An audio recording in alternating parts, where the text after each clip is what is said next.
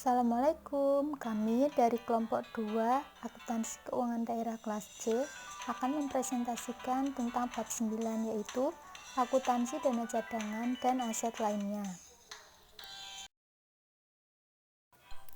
Sebelumnya perkenalkan, kami dari kelompok 2 ada 5 anggota, yaitu yang pertama ada Vidyawati NPM 43, yang kedua ada Raihan Putri Ramadan NPM 45, yang ketiga ada Fitri Meliana NPM 56, yang keempat ada Margareta NPM 71, dan yang terakhir ada Alkansa NPM 80.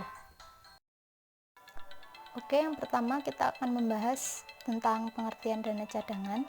Menurut PSAP nomor 1 tentang penyajian laporan keuangan paragraf 65, yang dimaksud dana cadangan itu adalah dana yang disisihkan untuk menampung kebutuhan yang memerlukan dana yang relatif besar yang tidak dapat dipenuhi dalam 1 tahun anggaran. Selanjutnya yaitu fungsi-fungsi yang terkait. Yang pertama ada pengguna anggaran atau kuasa pengguna anggaran, yang kedua ada bendahara pengeluaran, yang ketiga ada pejabat penatausahaan keuangan SKPD, dan yang keempat ada bendahara umum daerah atau kuasa bendahara umum daerah.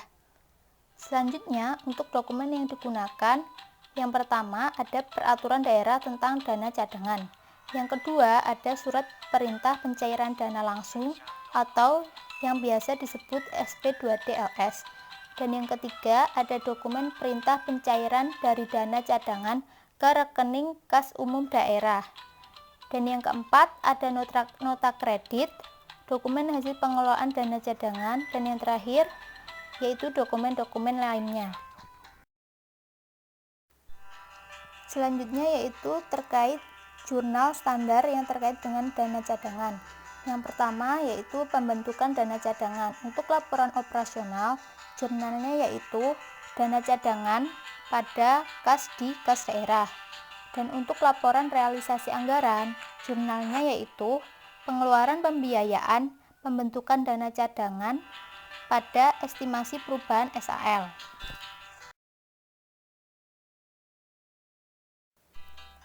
Selanjutnya, untuk pencairan dana cadangan, untuk laporan operasional, jurnalnya adalah kas di kas daerah pada dana cadangan. Dan untuk laporan realisasi anggaran, jurnalnya adalah estimasi perubahan SAL pada pengeluaran pembiayaan pembentukan dana cadangan. Selanjutnya untuk ilustrasi pembentukan dana cadangan, pertama, pada tanggal 2 Februari 2013, pemerintah daerah mentransfer dana ke rekening dana cadangan sebesar 3,5 miliar. Dan dana cadangan ini akan digunakan untuk membangun stadion olahraga.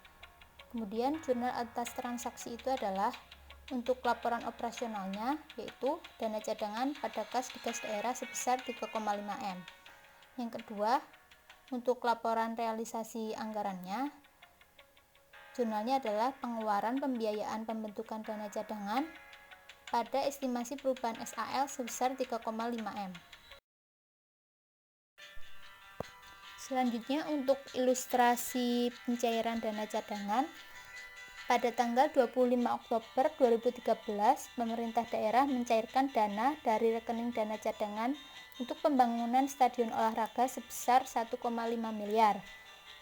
Kemudian pembangunan stadion itu pun akan segera dimulai. Lalu untuk jurnal, untuk transaksi itu adalah yang pertama untuk laporan operasional, jurnalnya adalah kas di kas daerah pada dana cadangan sebesar 1,5 M. Dan yang kedua untuk laporan realisasi anggarannya, jurnalnya adalah estimasi perubahan SAL pada pengeluaran pembiayaan pembentukan dana cadangan sebesar 1,5 M. Selanjutnya yaitu aset lainnya. Di dalam PSAP nomor 1 paragraf 66, aset non lancar lainnya diklasifikasikan sebagai aset lainnya. Di antaranya ada 6, yaitu yang pertama ada aset tak berwujud, yang kedua ada tagihan penjualan angsuran, Ketiga, ada tuntutan ganti rugi. Keempat, ada kemitraan dengan pihak ketiga. Kelima, kas yang dibatasi penggunaannya.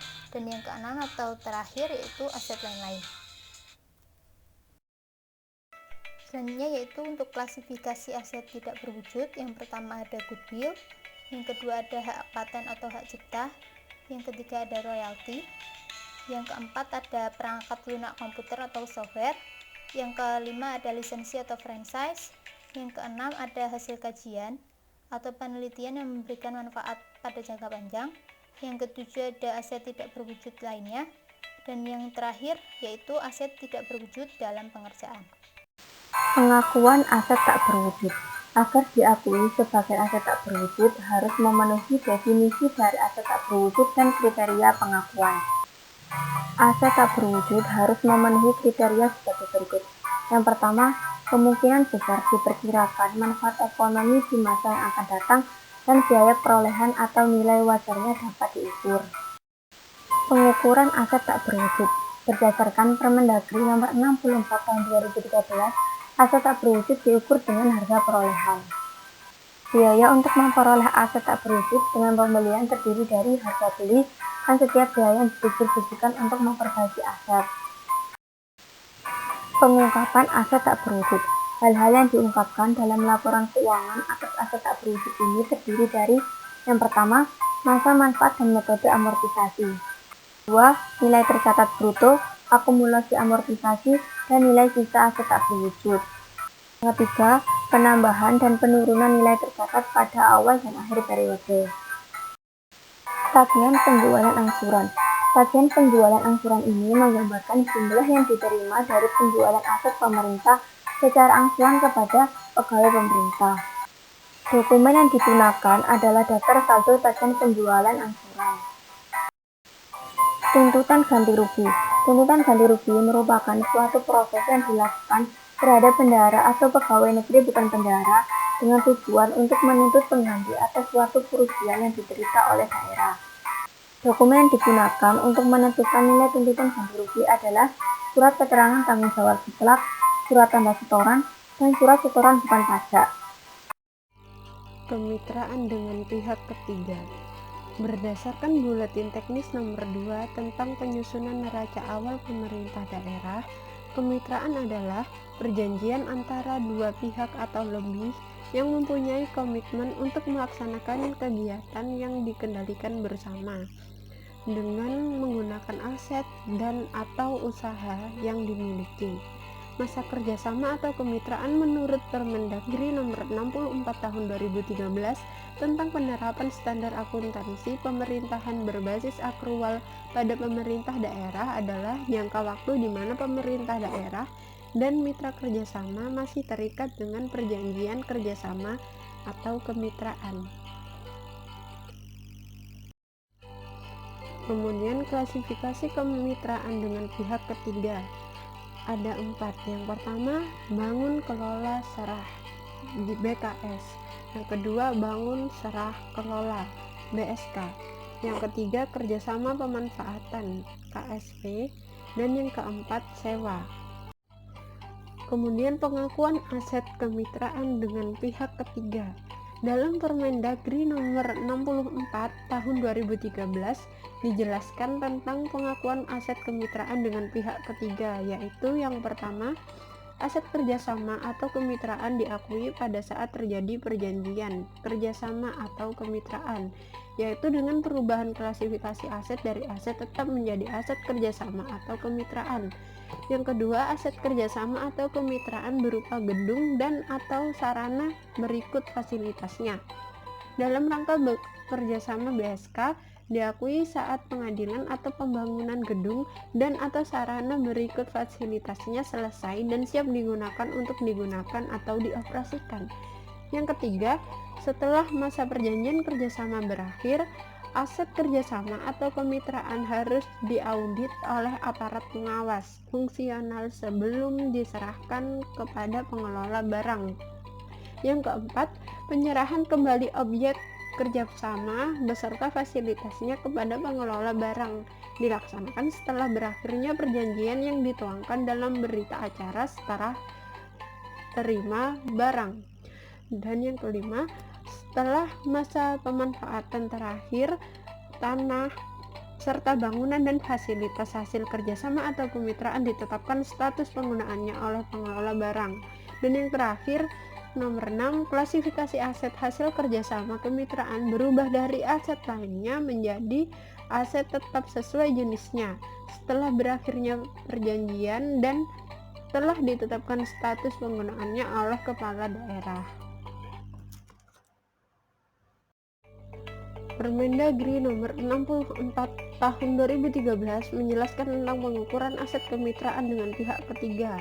Yang pertama, aset yang diserahkan oleh pemerintah daerah untuk diusahakan dalam perjanjian kerjasama atau kemitraan harus dicatat sebagai aset kerjasama atau kemitraan sebesar nilai bersih yang tercatat pada saat perjanjian atau nilai wajar pada saat perjanjian. Dipilih yang paling objektif atau paling berdaya uji.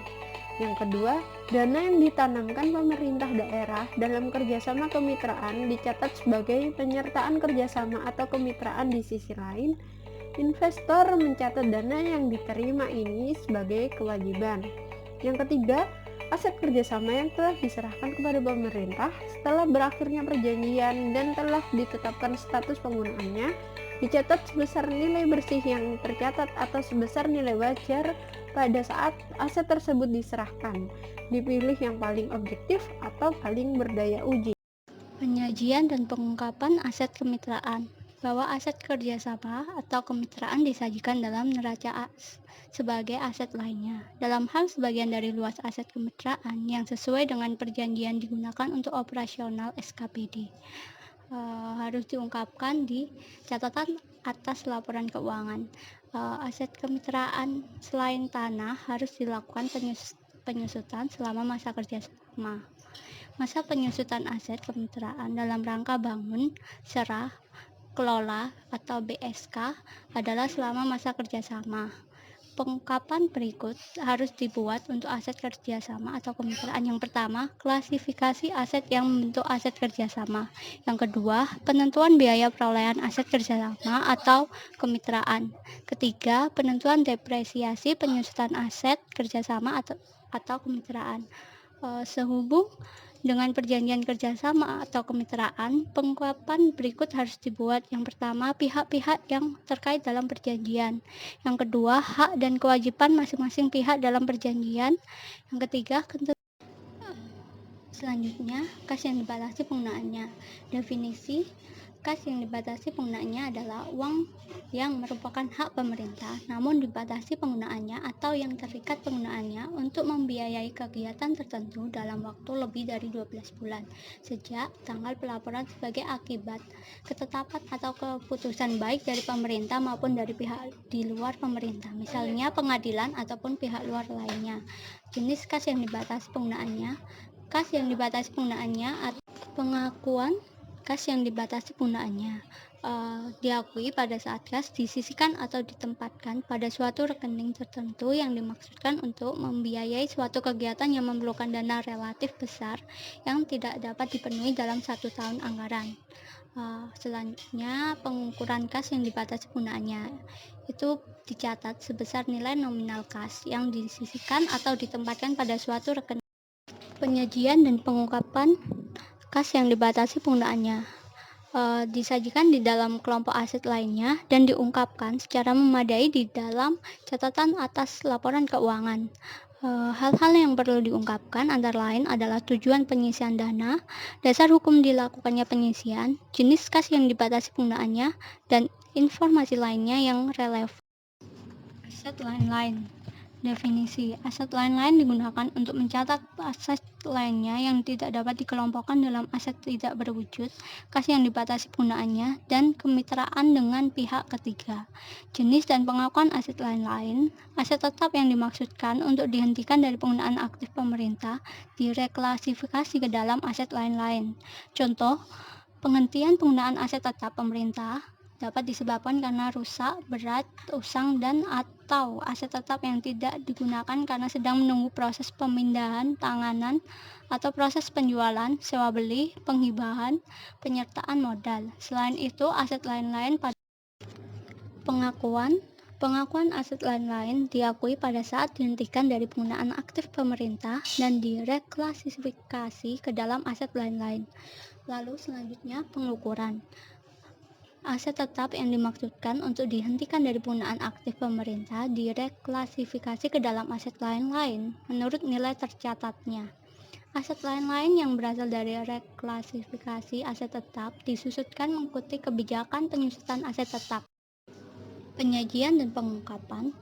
Aset lain-lain disajikan di dalam kelompok aset lainnya dan diungkapkan secara memadai di dalam catatan atas laporan keuangan.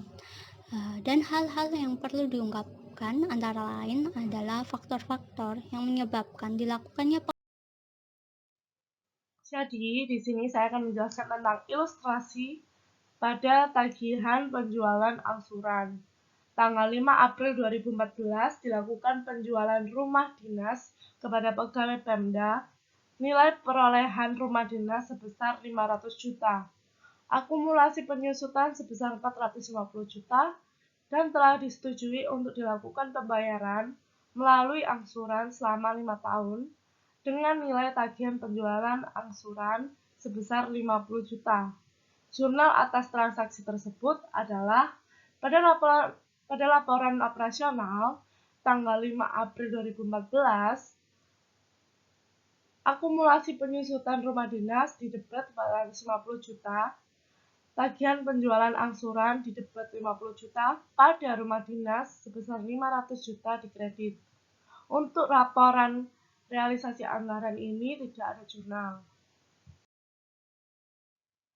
Di sini saya juga akan menjelaskan tentang ilustrasi tuntutan ganti rugi pada tanggal 6 Agustus 2012 ditandatangani surat keterangan tanggung jawab mutlak atau biasa disingkat SKTJM atas nama Luna untuk tuntutan ganti rugi sebesar 5 juta dengan jangka waktu pelunasan selama 24 bulan.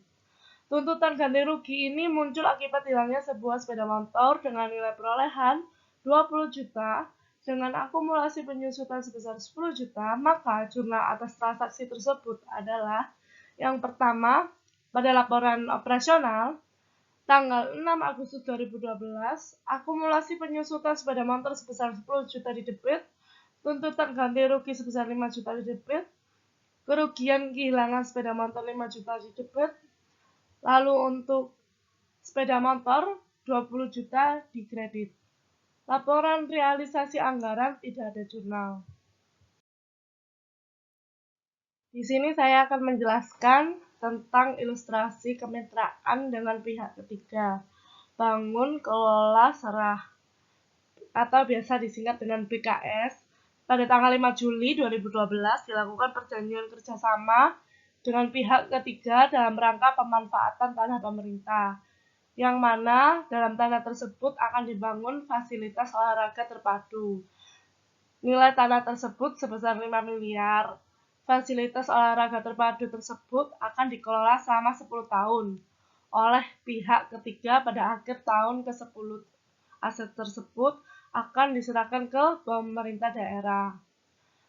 Jadi, jurnal atas transaksi tersebut adalah yang pertama, laporan operasional pada 5 Juli 2012, kemitraan dengan pihak ketiga Bangun Kelola Serah BKS pada debit sebesar 5 miliar dan yang dikredit yaitu tanah sebesar 5 miliar. Untuk laporan realisasi anggaran tidak ada jurnal. Lalu saya akan melanjutkan tentang kemitraan dengan pihak ketiga Bangun Serah Kelola BSK. Pada tanggal 12 Februari 2012 dilakukan perjanjian kerjasama dengan pihak ketiga dalam rangka pemanfaatan tanah pemerintah, yang mana dalam tanah tersebut akan dibangun fasilitas olahraga terpadu. Nilai tanah tersebut sebesar 5 miliar. Pada tanggal 3 November 2012, fasilitas olahraga telah selesai dibangun dan kemudian akan diserahkan kepada pemerintah terbebani utang jangka panjang sebesar 1 miliar. Pada tanggal 10 November 2012, dibuat perjanjian kerjasama dengan pihak ketiga dan didapatkan informasi bahwa fasilitas olahraga yang akan dikelola selama 5 tahun oleh pihak ketiga. Maka, jurnal atas transaksi tersebut adalah untuk laporan operasional 10 November 2012, kemitraan dengan pihak ketiga bangun serah kelola BSK ini didebet pada nominal 6 miliar. Untuk yang dikredit, tanah sebesar 5 miliar, dan untuk yang dikredit lagi, utang jangka panjang sebesar 1 miliar. Pada laporan realisasi anggaran tidak ada jurnal. Ilustrasi pada aset tak berwujud. Tanggal 5 September 2012 dilakukan pembuatan sistem perangkat lunak akuntansi keuangan daerah yang bekerja sama dengan konsultan TI senilai 500 juta dan telah dilakukan pembayaran dengan STMLS nomor 4545 dan SP2D nomor 888. Jurnal atas transaksi tersebut adalah yang pertama, laporan operasional. Tanggal 5 September 2012, pada aset tak berwujud software ini, 500 juta pada debit, pada kas di kas daerah, 500 juta pada kredit. Lalu, untuk laporan realisasi anggaran, pada tanggal 5 September 2012, belanja aset tak terwujud yang merupakan software tadi, pada debit sebesar 500 juta, lalu estimasi perubahan SHL sebesar 500 juta pada kredit. Di sini saya akan menjelaskan ilustrasi aset lain-lain. Berdasarkan dari data pengelola barang yang didapatkan informasi bahwa gedung kantor dinas Pamong Praja sudah tidak digunakan lagi atau dihentikan penggunaannya karena Dinas Pamong Praja telah menempati kantor yang baru. Berdasarkan data yang ada di dalam neraca, nilai gedung kantor yang sudah tidak digunakan lagi sebesar 300 juta. Maka, jurnal atas transaksi tersebut adalah yang pertama, laporan operasional. Aset lain-lain yang termasuk gedung kantor yang tidak digunakan lagi tersebut 300 juta pada debit, gedung kantor dikredit 300 juta. Untuk laporan realisasi anggaran tidak ada jurnal.